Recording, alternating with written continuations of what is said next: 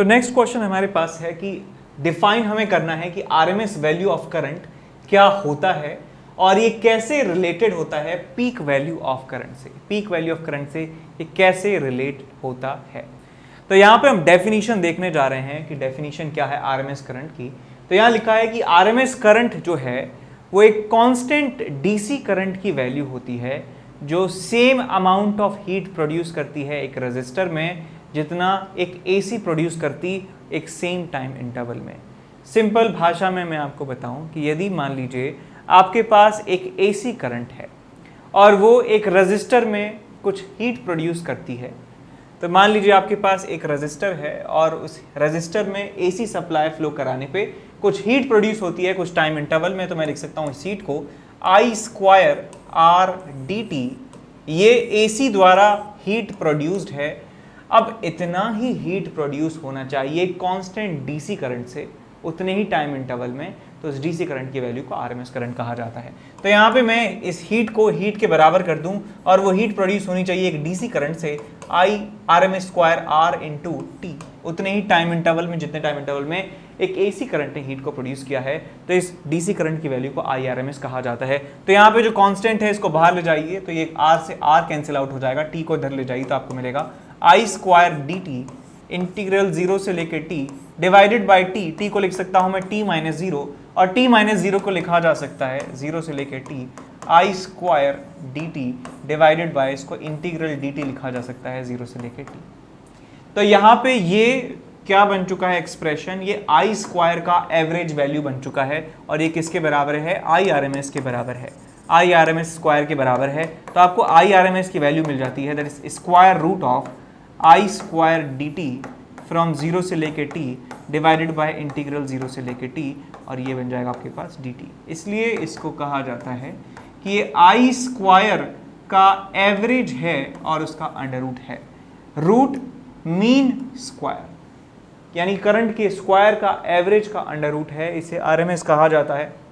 इसके पीछे की बैक स्टोरी क्या है कि सेम हीट प्रोड्यूस होनी चाहिए, एसी करंट जितना प्रोड्यूस करेगी हीट उतना ही डीसी करंट के द्वारा हीट प्रोड्यूस होना चाहिए। तो डीसी करंट की वैल्यू को आरएमएस वैल्यू कहा जाता है। और ये कैसे रिलेटेड होती है हमारे पीक वैल्यू से, तो यदि हमारे पास एक साइनोसोइडल करंट है I is two I naught sine omega t जैसा करंट है, तो आई आर एम एस की जो वैल्यू होती है I R M S is equal to I naught divided by root two के बराबर होती है। I R M S is equal to I naught by root two. तो ऐसे हमने दोनों पार्ट जो हैं सॉल्व कर लिए हैं। आगे चलते हैं नेक्स्ट क्वेश्चन की तरफ। क्वेश्चन नंबर 11 हमारे पास है जिसमें दिया है कि एक कैपेसिटर है, एक वेरिएबल रेजिस्टर है और एक बल्ब है और are connected in a series to AC mains in the circuit as shown in figure. इस सर्किट में इनको कनेक्ट किया गया है। The bulb glows with some brightness, bulb कुछ ब्राइटनेस से जलता है। How will the glow of the bulb change if, first part में दिया है a dielectric slab is introduced between the plates of the capacitor keeping resistance R to be the same. तो पहले part में आपको दिया है कि यदि हम इस कैपेसिटर के अंदर क्या इंट्रोड्यूस करवा दें, एक डाइलेक्ट्रिक इंट्रोड्यूस करवा दें, तो यानी कि हम क्या कर रहे हैं कि हम जानते हैं कि कैपेसिटर के अंदर डाइलेक्ट्रिक इंसर्ट करवाने से उसका कैपेसिटेंस के टाइम्स हो जाता है। Capacitance of capacitor upon insertion of dielectric, insertion of dielectric will become K times C। K times C जो है हमारा कैपेसिटेंस हो जाएगा और हम जानते हैं K की वैल्यू 1 से ज़्यादा होती है। 1 होता है वैक्यूम के लिए और किसी वैक्यूम से अदर कोई मटेरियल है तो उसका K की जो वैल्यू है 1 से ज़्यादा होती है। तो इसका मतलब कैपेसिटेंस जो है वो इंक्रीज हो जाएगा and K is greater then 1। तो कैपेसिटेंस इंक्रीज हो जाएगा तो हम क्या कह सकते हैं, एज कैपेसिटेंस इंक्रीज हो जाएगा तो एक्स सी की जो वैल्यू है वो क्या होगी, इंक्रीज हो जाएगी। इंक्रीज नहीं डिक्रीज हो जाएगी, बिकॉज एक्स सी जो होता है वो होता है 1 अपॉन ओमेगा सी। एक्स सी की वैल्यू डिक्रीज हो जाएगी, एक्स सी की वैल्यू डिक्रीज हो जाएगी। तो मैं यहाँ पे कह सकता हूँ क्या होगा कि हमारा जो ओवरऑल जेड की वैल्यू जो है वो क्या होगा, डिक्रीज हो जाएगी। Z की वैल्यू डिक्रीज हो जाएगी। Z इज इम्पिडेंस, इम्पिडेंस आप जानते हैं under root of XC square plus R square के बराबर होता है एक RC सर्किट में। तो हम कह सकते हैं कि Z की जो वैल्यू है वो कम हो जाएगी। Z की वैल्यू कम हो जाएगी तो मैं कह सकता हूँ IRMS की जो वैल्यू है वो क्या होगा, इंक्रीज हो जाएगी। IRMS की वैल्यू इंक्रीज हो जाएगी। IRMS इंक्रीज हो गया तो हम सिंपली कह सकते हैं कि इसमें जो पावर डिसिपेट होगा वो ज़्यादा होगा। IRMS का स्क्वायर इंटू R के बराबर इसमें डेवलप होगा पावर, तो हम कह सकते हैं कि ब्राइटनेस इसका बढ़ जाएगा। IRMS बढ़ने से ब्राइटनेस इसका बढ़ जाएगा। Brightness will increase, brightness will increase. तो इनको वर्ड्स में आप लिख सकते हैं कि एक एक करके कि कैपेसिटेंस बढ़ने से XC की वैल्यू डिक्रीज होगी because XC is equal to 1/ωc। Omega तो कांस्टेंट है, C की वैल्यू घटने पर, C की वैल्यू बढ़ने पर XC की वैल्यू डिक्रीज होगी। XC की वैल्यू डिक्रीज होने से Z की जो वैल्यू है वो डिक्रीज होने वाली है। Z की वैल्यू डिक्रीज होने से IRMS की वैल्यू जो है वो इंक्रीज होने वाली है। IRMS की वैल्यू इंक्रीज होने से हम कह सकते हैं कि ब्राइटनेस इंक्रीज होगा बिकॉज पावर उसमें अब ज़्यादा कंज्यूम हो रही है। अब इसका सेकेंड पार्ट सॉल्व करते हैं कि रेजिस्टेंस को इंक्रीज कर दिया जाता है by keeping the same capacitance. यहाँ पे जो रेजिस्टेंस लगा है उसकी वैल्यू इंक्रीज कर दी जाती है तो क्या होगा। तो रेजिस्टेंस की वैल्यू इंक्रीज करने से हम कह सकते हैं, नेक्स्ट पार्ट में लिखेंगे कि रेजिस्टेंस बढ़ाने से क्या होगा, Z की जो वैल्यू है वो इंक्रीज हो जाएगी। Z की वैल्यू इंक्रीज होने से क्या होगा कि करंट की जो वैल्यू है IRMS is equal to VRMS divided by Z, वो क्या होगा, Z बढ़ने से ये डिक्रीज होगा, यानी कि ये डिक्रीज होगा। इसका मतलब जो है कि वो ब्राइटनेस जो है आपकी वो डिक्रीज होगी, ब्राइटनेस विल डिक्रीज। ठीक, तो अब चलते हैं अगले क्वेश्चन की तरफ। ये क्वेश्चन हो गया। इसके बाद दिया है क्वेश्चन नंबर 12 में कि एक फिगर है हमारे पास जिसमें LCR सर्किट दिया है, सीरीज LCR सर्किट है और उसमें वेरिएबल फ्रीक्वेंसी का इस्तेमाल किया जाता है और वेरिएबल फ्रीक्वेंसी है यानी कि ओमेगा की जो वैल्यू है वो चेंज कर सकते हैं। 250 वोल्टेज आपको दिया है, सप्लाई वोल्टेज है, यानी कि RMS वैल्यू है 250 वोल्ट RMS वैल्यू। L की वैल्यू दी है, C की वैल्यू दी है, R की वैल्यू दी है। आपको पहले पार्ट में बताना है कि source frequency which derives the circuit in resonance, यानी कि आपसे रेजोनेंट फ्रीक्वेंसी के बारे में पूछा गया है। तो हम जानते हैं कि रेजोनेंट फ्रीक्वेंसी एंगुलर फ्रीक्वेंसी की बात करें दैट इज ओमेगा नॉट, वो होती है 1/√ऑफ LC के बराबर, LC के बराबर होती है 1/√LC के बराबर। तो यहाँ पे आपको L दिया हुआ है, आपको C दिया हुआ है, आप ये वैल्यू कैलकुलेट कर सकते हैं। तो आपको मिलेगा 1/√ऑफ L। L की वैल्यू है 50 मिली हेनरी, 50 × 10⁻³ C की जो वैल्यू है वो 80 माइक्रोफेरेड है। तो यहाँ पे आ जाएगा आपके पास 80 × 10⁻⁻6। ठीक, तो इसे आप सॉल्व कर लीजिए। आई थिंक आसान है, सिंपल बन रहा है, एक होल स्क्वायर बन रहा है, तो इसे आप सॉल्व कर लेंगे। आपको रेडियन पर सेकेंड आपको आंसर मिल जाएगा, रेडियन पर सेकेंड। और यदि आपसे पूछा जाए कि फ्रीक्वेंसी बतानी है, F0 बतानी है, तो F0 आप बता सकते हैं कि ω0/2π के बराबर होगा। तो 2π से इस आंसर को डिवाइड कर देंगे तो आपको रेजोनेंट फ्रीक्वेंसी मिल जाएगी। रेजोनेंट एंगुलर फ्रीक्वेंसी भी आपको पता है, कोई सा एक दे दें काम चल जाएगा। क्वालिटी फैक्टर बताना है, क्वालिटी फैक्टर हम पहले सवाल में भी बता चुके हैं क्या होता है। Quality factor is equal to potential difference across capacitor और inductor divided by potential applied, और ये निकल के आता है XL/R के बराबर। XL होता है आपके पास ω/L के बराबर और ये होता है आपके पास R के बराबर। ω0 की वैल्यू हम निकाल चुके हैं, L आपको पता है, R आपको पता है, सॉल्व कर लेंगे आंसर आपको मिल जाएगा। रेजिस्टेंस पता है ना, रेजिस्टेंस 40 है, आपको XL पता है, XL यानी कि L पता है और ω पता है। ठीक हो जाएगा सवाल। नेक्स्ट चलते हैं क्वेश्चन नंबर 13 की तरफ, जिसमें दिया है कि एक सीरीज LCR सर्किट है और उसको AC सोर्स से कनेक्ट किया जाता है, 200 वोल्ट और 50 hertz. The voltage across the resistor, capacitor, inductor respectively 200, 250 and 250। तो आपको बताना है पहले पार्ट में कि algebraic sum of the voltage across the 3 elements is greater than the voltage of the source, how is this paradox resolved. तो यहाँ पे हम लिखेंगे, जब LCR सर्किट की बात करते हैं तो जो वोल्टेजेस होते हैं वो सेम फेज में नहीं होते हैं। तो यहाँ पे हम लिखेंगे इन LCR circuit, LCR AC circuit, voltages across each element are in different phase,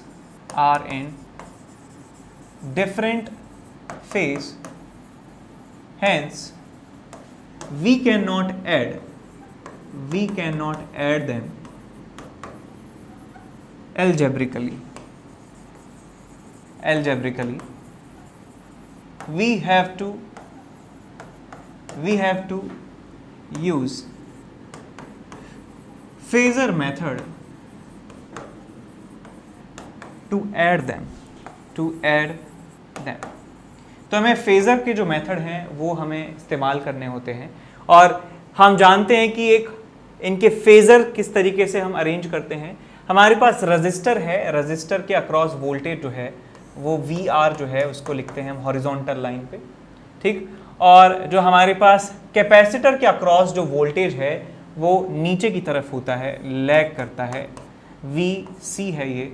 और हमारे पास जो इंडक्टर के अक्रॉस वोल्टेज है 250 वोल्ट, वो हम दिखाते हैं इस तरीके से, VL। ये 250 है, ये आपके पास 250 है, और ये कितना है आपके पास 200 है। अब इनको हमें ऐड करना है as a vector, as a phasor हमें ऐड करना है। तो ये वेक्टर और ये वेक्टर एक दूसरे के ऑपोजिट हैं, तो ये एक दूसरे से कैंसिल आउट हो जाएंगे, और आपको यहाँ पे मिल जाएगा V total is equal to 200 volt. ये कर सकते हैं आप, और आप ये लगा सकते हैं फॉर्मूला, फॉर फेजर्स हम लगाते हैं कि टोटल वोल्टेज जो होता है आपके पास VL माइनस VC का होल स्क्वायर प्लस VR का स्क्वायर। ये फार्मूला होता है वोल्टेजेस को ऐड करने का, यही फार्मूला होता है इनके इंडिविजुअल रिएक्टेंसेस को ऐड करने का, फार्मूला भी यही होता है जैसे इम्पीडेंस निकालते हैं। तो यहाँ से आप V टोटल निकाल सकते हैं 250 माइनस 250, 250 माइनस 250 का स्क्वायर प्लस 200 का स्क्वायर का अंडर रूट। तो हमारा आंसर आ जाएगा 200 वोल्ट। 200 वोल्ट हमको आंसर मिल जाएगा। तो पहला जो हमने पैराडॉक्स है वो सॉल्व कर दिया है कि क्यों ऐसा हो रहा है कि एल्जेब्रिक सम जो है वो ज़्यादा आ रहा है then the voltages of the source. How is this paradox resolve? क्योंकि हम एल्जेब्रिकली इनको ऐड नहीं कर सकते हैं हमें, क्योंकि इनके फेजेस जो हैं अलग अलग हैं। सेकेंड पार्ट में दिया है कि if the given value of the resistance is 40 ohm, calculate the current in the circuit.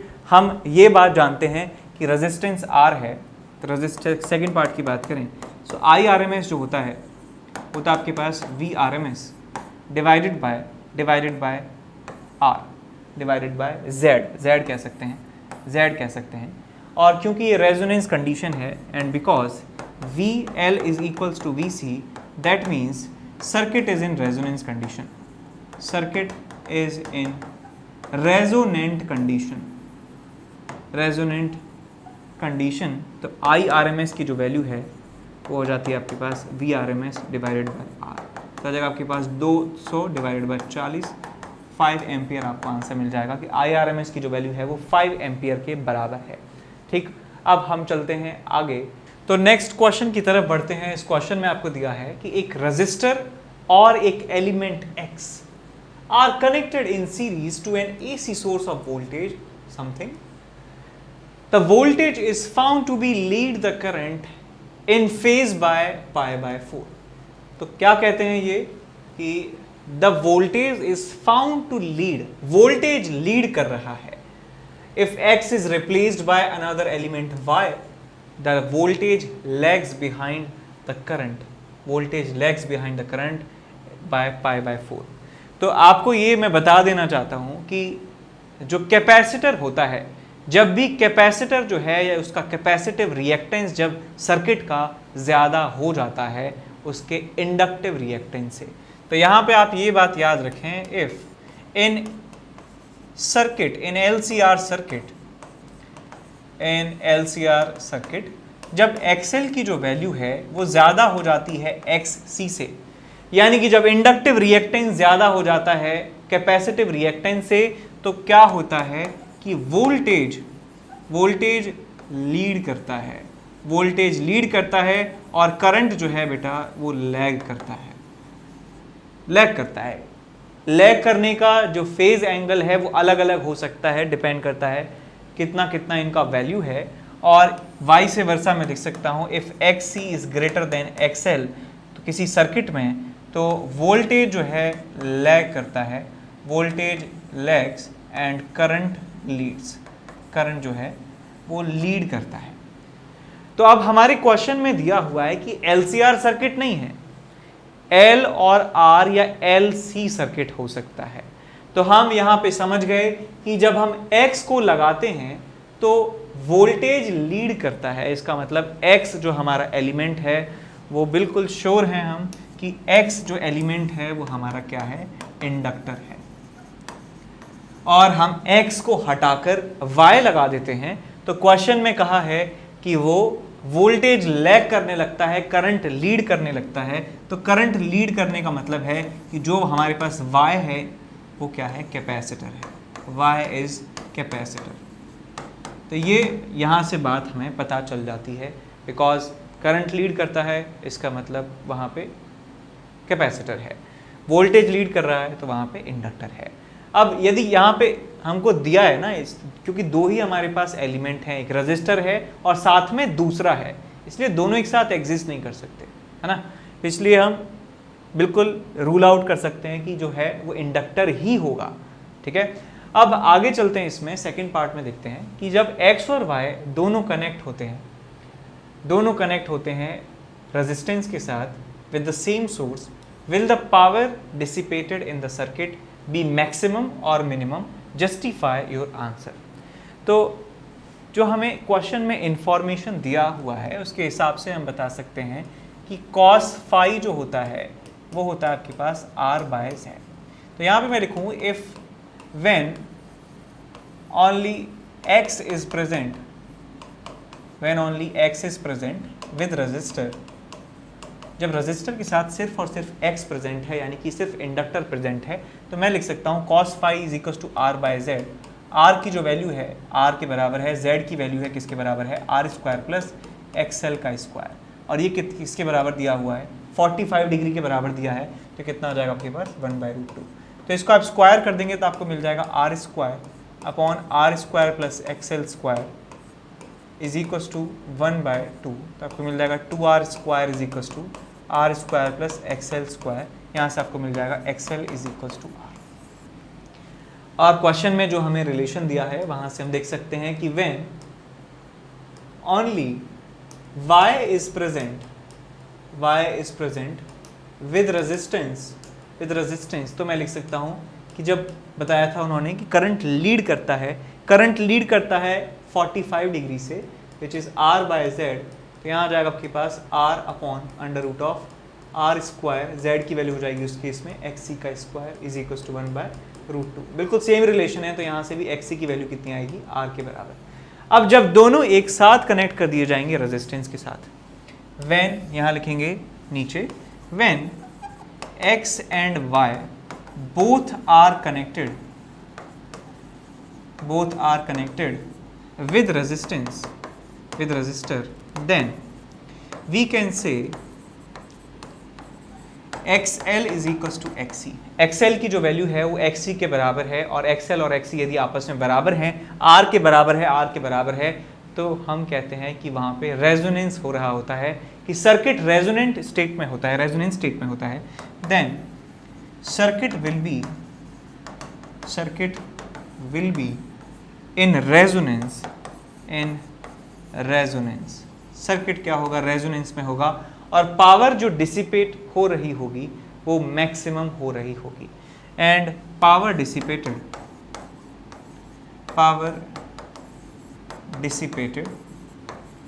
Will B maximum power dissipated हो रही होगी, और उस पावर की जो वैल्यू है वो हो रही होगी आपके पास IRMS का square into R, IRMS square into R के बराबर वहाँ पे पावर डिसिपेट हो रही होगी। तो ये हमारे पास हम समझ गए कि यार XL बराबर हैं, XL और XC बराबर हैं, तो रेजोनेंस वहाँ पे हो रहा होगा।